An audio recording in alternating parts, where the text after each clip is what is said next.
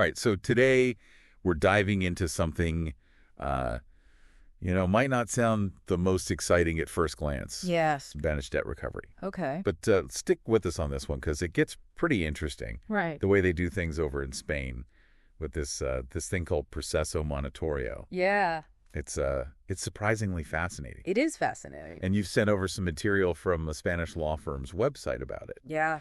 It's kind of like we get to peek behind the curtain of their legal system a little bit here. Yeah. So maybe you can start by just giving us a basic overview. Sure. Like, what is this proceso monitorio all about?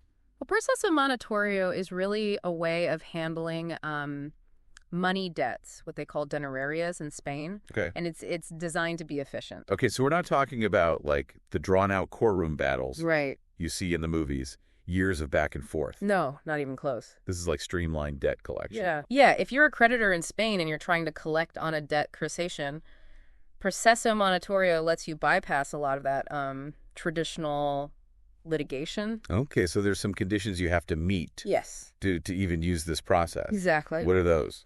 Well, first off, the debt has to be very, very clearly defined. Okay. We're talking an exact amount. So you can't be like, you kind of owe me something. Right. You got to have all your ducks in a row. Absolutely. You Yeah. need that evidence. You need those invoices, those delivery notes. Yeah. Even telegrams are mentioned on the law firm website. Telegrams. Wow. Yeah. So it makes you wonder how far back this goes, right? Yeah. But whatever the proof is, Yeah.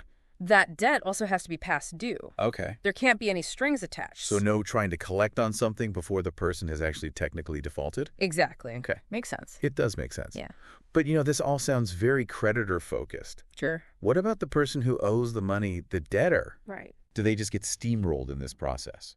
Well, that's where things get interesting because the system actually has safeguards for the debtor. Okay. They have to be formally notified Okay. about the claim. So no legal ambush. No, not at all. They have a chance to respond. Precisely, and they have to respond quickly. Okay. Spanish law gives the debtor only 20 days. 20 days. 20 days to respond once they are notified. That's not a lot of time No, it's not. to figure things out, especially if it's a complicated situation. It puts the pressure on, that's for sure. And within those 20 days, the debtor has some important choices to make, some options to consider. All right, so let's dig into those options then. Okay, so the clock is ticking.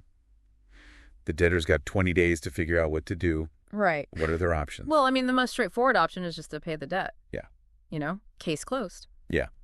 Simple. Exactly. But what if they don't agree with the debt? Or maybe they just can't afford to pay the full amount right away. Well, that's where the second option comes in. Okay. They can formally oppose the claim. Okay, so that's basically like saying, whoa, hold on a second. Yeah. I don't think I owe this money, or at least not this much. That's exactly right. So it's like hitting the brakes on that fast-track proceso monitorio. Precisely. And it shifts things away from that streamlined process and more into a traditional court process. So then it becomes more like a standard legal battle, with lawyers and evidence and all that. Exactly. So that's a pretty big decision for the debtor to make. Oh, absolutely. Because it could mean, going from a quick resolution to a potentially very lengthy and expensive court case. Right. It's a gamble for both sides, really. Yeah. The debtor is fighting back, but the creditor might end up having to wait a lot longer to actually recover anything. And then, according to the information on this law firm's website, there's actually a third option for the debtor. There is. But it's the worst one you can imagine. Yeah, it's a don't do anything option. Just ignore the problem. Yeah. Hope it goes away. Which almost never works out in life, does it? Never works out. Yeah. Especially not in this case. So what happens if they just bury their head in the sand? Well, if the debtor neither pays nor formally opposes the claim within that 20-day window, the court issues what's called a decreto de ejecución. Oh, that sounds bad. Yeah, it basically gives the green light to the creditor to start seizing assets to recover the debt. So we're talking bank accounts, property. Yeah, potentially even wages. Wow. So, yeah, ignoring those legal notices is not a good idea. Not at all. Even if you think the debt is wrong, You got to engage with the process. Absolutely. And that's why, we're talking about this today. Yeah. That's why understanding how processo monitorio works is so important. It's all about awareness and action. Exactly. So, okay, we've talked about the key conditions the creditor has to meet. Yeah. The tight time frame for the debtor. Right. The options available to them. Mm-hmm. It feels like we've laid out all the pieces of the puzzle here. We have. But what's the big picture? Yeah. How does this all fit together in practice? So imagine this scenario, right? A creditor files a petition with the court. Okay. Provides all the necessary documentation to prove their claim. Got it. The court then notifies the debtor, gives them that 20-day deadline. Yep.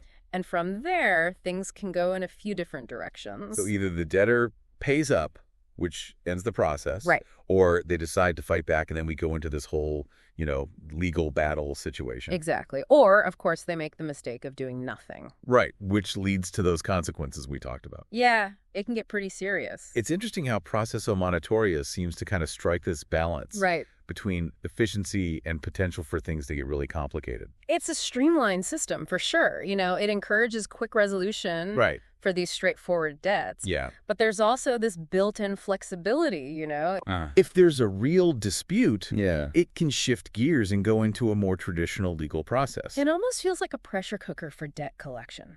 It does a little bit. You've got this short time frame. Right. Forces both sides to make these quick decisions and take action. Yeah, you got to be on the ball. But this all assumes that everyone involved is acting in good faith.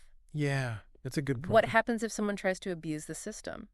Well, that's a great question. And it takes us to some of the potential downsides. Okay. And, some ethical considerations. All right, well, let's get into that then.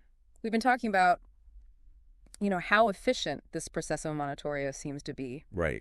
But I'm curious about the potential for abuse. Could someone try to use this to their advantage and claim a debt that isn't really owed?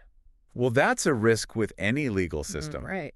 Processo monitorio is no different. So what's stopping someone from just fabricating a claim? Or exaggerating the amount owed. It really comes down to the debtor. Yeah. Being aware of their rights. Yeah. And being proactive. So knowing that they have that 20-day window to respond. Exactly. That they can formally oppose the claim. Right. And that ignoring it is like the worst possible thing they could do. It's the worst thing they could do because then they could end up losing assets, even if the debt isn't legitimate. Wow. Yeah. So in a situation like this, having a lawyer would be pretty crucial. Absolutely. I mean, having a lawyer who understands processo monitorio can make all the difference. Yeah. They can help the debtor analyze the claim, gather evidence, and, navigate the legal complexities. But that makes me wonder, does this system kind of unintentionally favor people who have the money to hire a lawyer? That's a valid point. Yeah. What about someone who's maybe struggling financially or doesn't even fully understand how the Spanish legal system works? It definitely raises concerns about equal access to justice. And that's something that goes beyond just this particular process. Right, it's a bigger issue. Absolutely. It's a fundamental principle. So processo monitorio. Yeah.